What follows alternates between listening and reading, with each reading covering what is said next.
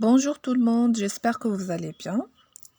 Comme vous savez, personne n'accepte qu'un élève dessine en classe, car dessiner au moment de cours lui empêche de suivre l'explication de son prof.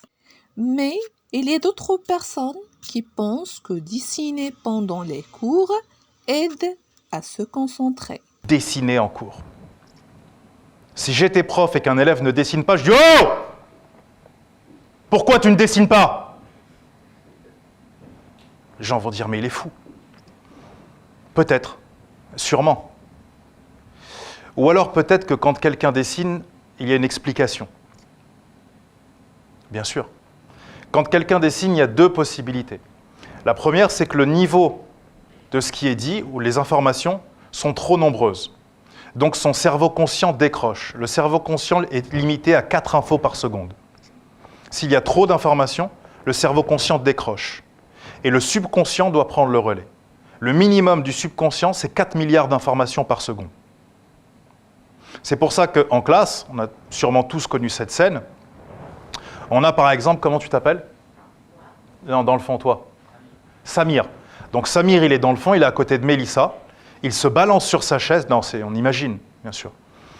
On imagine, il est dans le fond sur sa chaise en train de draguer Mélissa. Donc il fait plusieurs actions. Il se balance, il drague Mélissa, il mange un chewing-gum.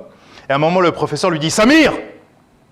Et Samir lui répond « Oui, je sais, vous avez dit que c'était en 1789, etc., qui sont arrivés. » Donc là, à un moment où c'est très compliqué pour les autres de se concentrer, lui, il peut en même temps draguer, manger un chewing-gum, se balancer sur sa chaise. Et pourquoi il mémorise parfaitement? Parce qu'il n'essaye pas de mémoriser. Il lâche prise. Et au moment où le professeur le rappelle, son subconscient lui dit « Voilà tout ce qui vient d'être passé, maintenant tu l'as à disposition. » Ça, c'est la puissance du subconscient. Et donc, quand il y a trop d'informations pour un élève, on ne lui demande pas de rester concentré. On lui dit « Dessine. Prends un papier et dessine. » Ça permet à ton conscient de se concentrer sur le dessin et ton subconscient, qui a 4 milliards d'infos, de prendre le relais.